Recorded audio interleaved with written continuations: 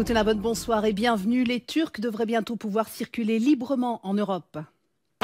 La Commission européenne d'accord pour dispenser les citoyens turcs de visa, mais feu vert assorti de conditions. L'inquiétude des associations après l'intervention musclée au lycée Jean Jaurès à Paris. La police a évacué 300 migrants soutenus par des membres de Nuit debout. Enfin, Donald Trump quasi certain d'obtenir l'investiture républicaine, d'autant que son plus sérieux rival, le religieux Ted Cruz, abandonne la partie. La libre circulation, les citoyens turcs l'attendaient depuis près de 50 ans. Ankara en a fait une condition pour continuer à remplir sa part du contrat dans ce que certains ont appelé le deal indigne signé avec l'Union européenne, accord qui prévoit le retour en Turquie des réfugiés arrivés en Grèce. Ça y est, la Commission accepte que les citoyens turcs puissent circuler sans visa dans l'espace Schengen. C'est un oui, mais sous condition. Reportage Johanna Hochstein. La Turquie a finalement obtenu gain de cause. Ses citoyens n'auront bientôt plus besoin de visa pour entrer dans l'espace Schengen pour des séjours de moins de 3 mois. Les Européens s'y étaient engagés en mars dernier si Ankara stoppait l'afflux de migrants sur le sol européen. Et c'est chose faite selon la Commission européenne. Notre intention était d'en finir avec l'exploitation honteuse de la souffrance humaine à des fins criminelles. Nous sommes en train de mettre fin au business model des passeurs. Ils sont de moins en moins nombreux à risquer leur vie en traversant la mer Égée. Il y a moins de 100 arrivées par jour dans les îles grecques, alors qu'à l'automne, il y avait des milliers de personnes qui arrivaient chaque jour sur les côtes européennes. La Commission européenne a donné aux autorités turques jusqu'à la fin du mois de juin pour remplir la totalité des critères imposés par l'Europe avant de lever le régime de visa. Il en manque une dizaine. Il faudra aussi que les États membres et le Parlement européen donnent leur feu vert à cette proposition et rien n'est fait. Pour certains ici, l'Europe ne fait rien d'autre que céder au chantage des Turcs, alors même que le régime est de plus en plus autoritaire. Il y a à peine 3 semaines, la Commission européenne nous disait, par ses plus hautes autorités, qu'il y a 72 conditions à remplir pour lever l'obligation de visa, que la Turquie n'en était qu'à 35. Et qu'il faudrait encore de longs mois pour que l'ensemble des problèmes soient réglés. Tout d'un coup, il dit le contraire parce que M. Erdogan a tapé du poing sur la table. Autre défi pour la Commission européenne, rassurer les opinions publiques. Libéralisation des visas ne rime pas avec raz-de-marée de citoyens turcs. C'est du moins ce que veut croire cette spécialiste de la Turquie. Il y a une probabilité qu'il y aura davantage de Turcs qui viendront en Europe, mais je ne m'attends pas à un flux massif qui représenterait un danger ou une menace. Il existe en plus un mécanisme de suspension immédiate de cette mesure si le nombre d'arrivées devenait trop important. La proposition de la Commission européenne a été largement saluée par Ankara, qui se félicite de l'ouverture d'une nouvelle page dans les relations entre l'Union européenne et la Turquie. On vient de le voir, certains en Europe craignent une arrivée massive de Turcs et notamment de Kurdes. Vous le savez, le régime d'Erdogan a lancé une guerre totale contre les rebelles du PKK. Une guerre à huis clos, car plusieurs villes du sud du pays, à majorité kurde, vivent sous couvre-feu. Du coup, nombreux sont ceux qui fuient la région en quête d'une vie meilleure, vers Istanbul notamment. Gunnar Könne leur a demandé s'ils pensent tenter leur chance en Europe. Les habitants de Çukur, ce quartier pauvre d'Istanbul, sont essentiellement kurdes depuis longtemps. Ils ont quitté l'est du pays dans l'espoir de trouver du travail et de vivre en paix sur les rives du Bosphore. Dans ce café, on a déjà entendu parler d'une possible exemption de visa pour les ressortissants turcs et du fait qu'en Europe, beaucoup s'attendent à une arrivée massive de Kurdes. Mais les clients n'y croient guère, car il ne suffit pas d'un passeport biométrique comme celui-là pour gagner l'Europe. Nous n'avons pas de quoi payer un tel voyage. On ne sait déjà pas comment joindre les deux bouts au quotidien. Mais pour ceux d'entre nous qui risquent la prison ou la mort, c'est une option de s'enfuir en Europe de cette manière. Bien sûr. La mort est de plus en plus souvent au rendez-vous dans les régions kurdes de Turquie, depuis que les combats entre le PKK et l'armée turque ont repris dans les villes comme Diyarbakir ou Cizre. Des quartiers entiers ont été bouclés et en partie attaqués à l'arme lourde, au point que l'on se croirait en Syrie à bien des endroits. Officiellement, 400 000 personnes ont fui les combats en Turquie. Le journaliste stambouliote Yavuz Baydar s'attend à ce que des dizaines de milliers de ces réfugiés intérieurs prennent la route pour l'Europe. Des opposants turcs pourraient également être contraints de quitter le pays, car l'accord sur les visas ne va pas améliorer leur situation. Le gouvernement AKP d'Ahmed Davutoglu et Recep Tayyip Erdogan voit deux éléments essentiels dans ce deal. D'abord, c'est une sorte de blanc-seing pour leur politique intérieure répressive. Ensuite, ils vont l'utiliser pour mobiliser les masses en disant « Regardez, nous avons mis les Européens à genoux ».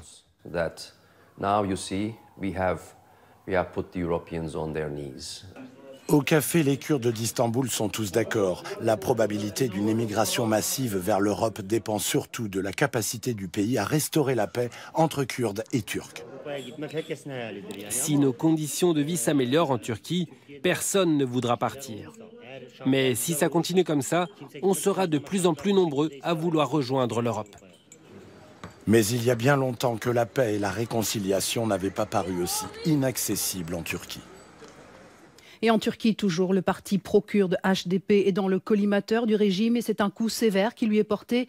Une commission du Parlement turc a donné son feu vert à la levée de l'immunité des députés du HDP et notamment à son chef de file. Une décision qui permettra de les traduire en justice pour lien présumé avec les terroristes du PKK. Eux dénoncent une manœuvre d'Ankara pour museler toute opposition. Et c'était l'autre gros dossier sur la table aujourd'hui à Bruxelles, le règlement de Dublin. Il prévoit qu'un migrant fasse sa demande d'asile dans le premier pays d'Europe où il arrive, souvent la Grèce ou l'Italie. Pour soulager les pays les plus sollicités en cas de flux massif, la Commission suggère une réforme de ce principe, une sorte de Dublin bis, assortie d'un mécanisme de relocalisation. Explication Marina Mekawi. Ils ont fui les violences en Syrie, en Irak ou en Afghanistan et cherchent refuge en Europe. Partis d'Afrique du Nord, ils accostent en Grèce ou en Italie. Et c'est là, dans leur premier pays d'accueil, que les réfugiés doivent faire leur demande d'asile officielle, comme le prévoit le règlement de Dublin. Du coup, ce sont les pays du Sud, porte de l'Europe, qui font face à la plus forte pression migratoire. À l'avenir, en cas d'afflux exceptionnel, la Commission européenne propose de relocaliser les demandeurs d'asile sur la base de quotas. En cas de refus, l'État membre devra payer une contribution solidarité de 250 000 € par migrant. La solidarité ne fonctionne pas à la carte dans l'Union européenne. Vous ne pouvez pas choisir à quel moment vous en faites partie ou non. Réunis à Prague, plusieurs pays d'Europe centrale ont immédiatement critiqué les projets de Bruxelles. Nous estimons qu'imposer par la force des quotas de réfugiés aux États membres est infondé et mène à une limitation de la souveraineté. Ces derniers mois, les appels d'urgence à la solidarité de Bruxelles pour relocaliser 160 000 migrants n'ont pas été entendus. En matière de réfugiés, la plupart des pays faisant primer les intérêts nationaux sur ceux de l'Union. La Commission européenne a donc prévu de rénover le règlement de Dublin qui, avec 1 250 000 demandes d'asile déposées en 2015, a atteint ses limites. Et pour la plupart des réfugiés, la France n'est qu'un pays de transit et on le voit avec le nombre de personnes qui s'entassent à Calais dans l'espoir de rejoindre l'Angleterre. Mais comment les autorités françaises traitent-elles ceux qui restent sur le territoire, les sans-papiers et ceux qui attendent un titre de séjour? À l'aube, la police a expulsé manu militari près de 300 migrants installés dans un lycée parisien. Une opération musclée et sous haute tension. On voit ça avec Manuel Dantas. Les forces de l'ordre arrivent. Devant le lycée Jean Jaurès, dans le 19e arrondissement, des partisans de Nuit debout, mais aussi des gens mobilisés pour venir en aide aux réfugiés. À l'intérieur, près de 300 migrants, dont la plupart avaient été délogés 2 jours plus tôt du campement de la station Stalingrad. Pour faire évacuer l'établissement, la police intervient de manière très musclée, ce qui a choqué. On était là à 5 h du matin et tout de suite, les CRS nous ont gazés avec une violence inouïe. On était massés devant la porte pour la protéger, on faisait une chaîne solidaire et ils sont arrivés avec les lacrymos directs. Cette évacuation fait suite à une décision du tribunal administratif de Paris du 29 avril. Tous les migrants ont été embarqués dans des bus. Les autorités vont étudier la situation administrative de 200 d'entre eux. Les autres sont pour l'instant pris en charge. Les femmes et les enfants, et avec leurs compagnons ou leurs maris, dans les cas où ça se présentait, ont été orientés sur le centre Emmaüs pour leur proposer un hébergement de jour et ensuite un hébergement stable. Depuis juin dernier, 19 opérations de mise à l'abri de migrants ont été menées. Les associations humanitaires ont souvent dénoncé le manque de structures d'accueil. L'État affirme avoir proposé plus de 8000 offres d'hébergement et répondre à ses obligations. Près de 80 000 personnes ont demandé l'asile en France l'année dernière, mais bon nombre de migrants ne font que transiter par l'Hexagone, direction Calais ou Grande-Synthe, d'où ils espèrent un jour rejoindre la Grande-Bretagne. Aux États-Unis, ça se précise dans la course à la Maison-Blanche. Côté démocrate, malgré la victoire de Bernie Sanders dans l'Indiana hier, Hillary Clinton fait la course en tête et elle se prépare à un duel contre Donald Trump. En effet, côté républicain, c'est le milliardaire qui l'a emporté avec 53% des voix. Mis KO dans cet État très conservateur et catholique, Ted Cruz a jeté l'éponge. Son seul challenger crédible hors jeu, c'est la voie royale vers l'investiture républicaine qui s'ouvre pour Donald Trump. Et celui qu'on regardait comme un clown séduit 56% des Américains. Mais qu'en est-il des cadres du parti qui avaient cherché à l'évincer? L'éclairage de Boris Petzold. En plein triomphe hier soir, Donald Trump s'est montré plutôt conciliant. Les écarts verbaux à l'encontre de ses rivaux semblent désormais appartenir au passé et son dernier concurrent a même eu droit à une salve de compliments, toute proportion gardée.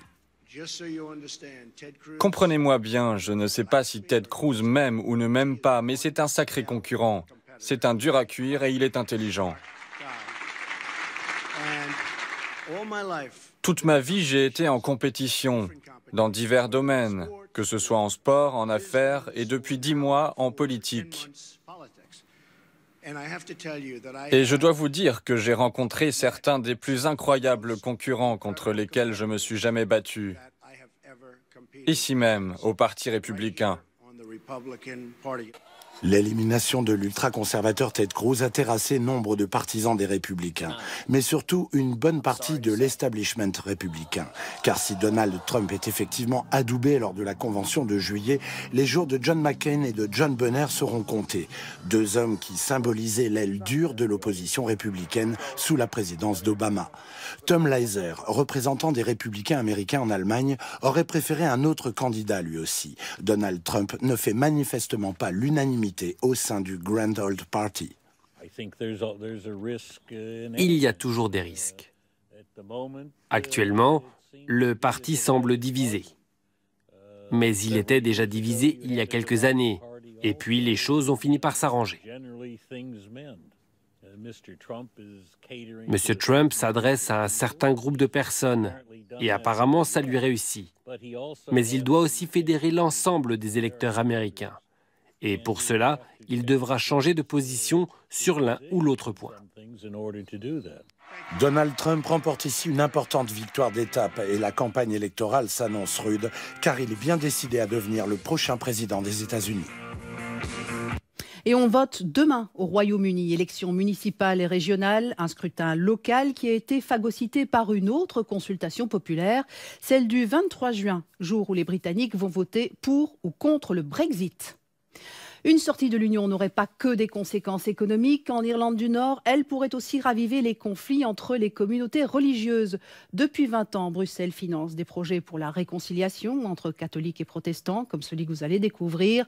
Or, en cas de Brexit, plus d'aide. Reportage. 10 h du matin, Betty Carlyle vient inspecter la crèche du Shankill Women's Center.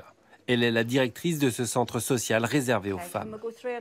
La garde d'enfants est l'une des composantes d'un projet qui aide des femmes catholiques et protestantes de Belfast à se former et à trouver un emploi. Ici, les enfants apprennent notamment grâce à des marionnettes que la religion ne doit pas être une source de conflit. Lui, il vient de la communauté catholique et lui, il est protestant. Nous racontons aux enfants des histoires qui leur montrent qu'ils peuvent être amis très jeunes et s'aider mutuellement. Voilà l'idée qu'il y a derrière ces marionnettes. Une idée qui est soutenue par des subventions de l'Union européenne pour faire avancer le processus de paix. Autrefois, il aurait été impossible d'avoir une crèche multiconfessionnelle dans ce quartier à majorité protestante. Au cours des 12 dernières années, le Shankill Women's Center a touché près de 2 millions d'euros de subventions de l'Union européenne. Un projet phare dans un quartier fortement touché par le chômage et où les fresques des loyalistes protestants montrent bien qui est encore aux commandes. Mais dans ce cours, pour futures infirmières, la religion ne joue aucun rôle, nous dit Betty. Ces femmes ont d'autres préoccupations. La plupart de ces femmes portent leur famille à bout de bras. Elles doivent s'occuper de leurs enfants et de leurs parents, faire en sorte que tout ce petit monde ait au moins de quoi manger. Elles n'ont pas le temps de se demander de quelle religion est la personne assise à côté d'elles. Mais le référendum de juin sur le Brexit pourrait bien raviver le conflit entre les deux communautés religieuses. La partie protestante du gouvernement nord-irlandais est favorable à une sortie de l'Union européenne, tandis que les ministres catholiques y sont opposés. Ils craignent que si la Grande-Bretagne quitte l'UE, le pays ne touchera plus les aides de Bruxelles. À la mairie de Belfast, on préfère ne pas commenter le référendum. Mais pour le coordinateur des différents projets de réconciliation entre communautés, l'importance des fonds alloués jusqu'ici par l'UE est évidente. Avec les 12 millions d'euros dont nous avons disposé ces 5 dernières années, nous avons pu financer plus d'une centaine de projets différents. Des dizaines de milliers de personnes ont pu en bénéficier. Grâce à cet argent, nous avons jeté les bases d'une véritable transformation de la ville.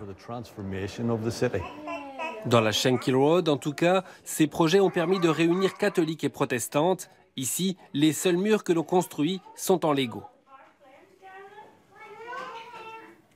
Elle était passée quelques années au second plan. Milan est à nouveau la capitale européenne du design et elle le proclame haut et fort avec le retour de la Triennale du design qui n'avait plus ouvert ses portes depuis une vingtaine d'années. Et quel retour! 11 expos dans toute la ville, à voir jusqu'à fin septembre. Gustave Hofer nous fait découvrir les temps forts de l'édition du renouveau. Ces 10 dernières années, aucune ville italienne n'a autant changé que Milan. Cette deuxième renaissance a donné un nouvel élan au design. La Triennale fait donc elle aussi son comeback et rouvre ses portes avec une exposition très attendue, les femmes dans le design italien.